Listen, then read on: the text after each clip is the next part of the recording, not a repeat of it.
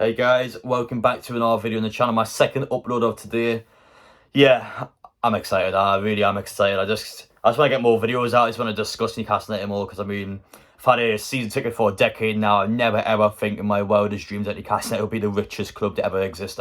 Mental, but as always guys, you're new to the channel, get down there, subscribe. We are just short of 200 subscribers away from 10,000. I can't believe that. Thank you so much for the support, it means absolute world to me. Especially if you enjoy it. Obviously, this is opinionated. Got 10 players down here. All these I would think will be available next summer.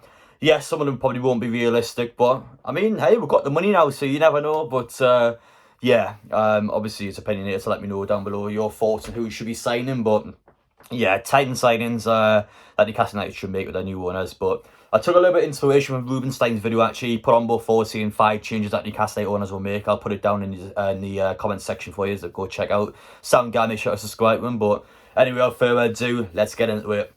The first signing that Newcastle United should make at Christmas time is Van de Beek for Manchester United. I'm a really big fan of him, and he's someone that never gets any game time at Man United. I feel really bad for him because Van der Sar convinced him to come down.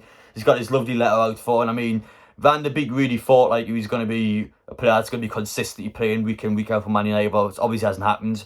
And I think it's a no-brainer. I think he's a really good football player. He had a great time at Ajax, especially getting that Champions League semi-final. And he's just a player that has ability. He's got raw talent. And I think as an early sign for Newcastle United's Takeover, I think he's a great player having for this project and a player that will push the team onwards. But yeah, next up, Adama Traore. I mean, in terms of woes, yes, he hasn't got the end product, but he's a brilliant football player. I'm a big fan of him. Imagine him and St. Maximin going down the wings. My God, that'll be a disgusting front pairing. But the thing about Adama Traore I like, though, is the fact that he plays for Wolves. I think Newcastle should be quite smart about how to make business. I think we should raid the teams around us. I think we should weaken the squads around us. I think someone said in my live stream yesterday. It's smart going to teams like Wolves, Watford. I mean, there's all these sort of teams just going around there and taking some of their players out, some of those key players, and just making us a stronger team while making your teams around us weaker. But Adama Traore is one I would definitely go for.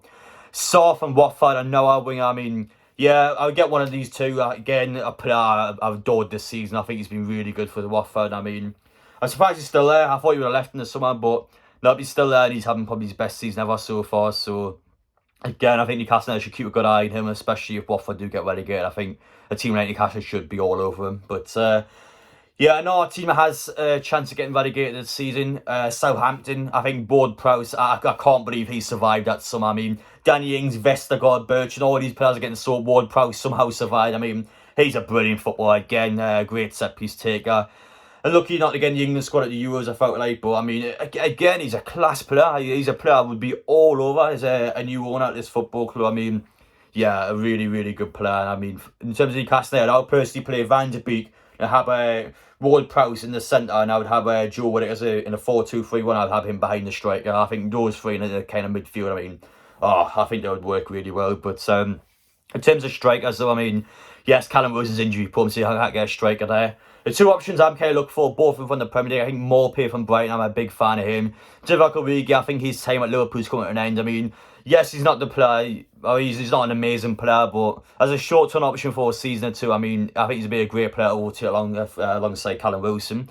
And in terms of Maupay, I mean, he's got ability. I'm a big fan of him. Don't think as last season for Brighton, you expect me to do it again this year. I mean, I'm a big fan of Graham Potter, and I would generally take him as a manager. I'd just take him out. I'm a really big fan of Graham Potter, but I think Maupay is a player that is just a player I would love to be at a club like Newcastle, I think, in terms of that investment made. But there's a lot of strikers out there. That's the thing. There's a lot of strikers you expect to score double figures in the Premier League these days. So, I mean, a lot of pick from, but I think Maupay and Origi are probably the two I'd look at in a minute.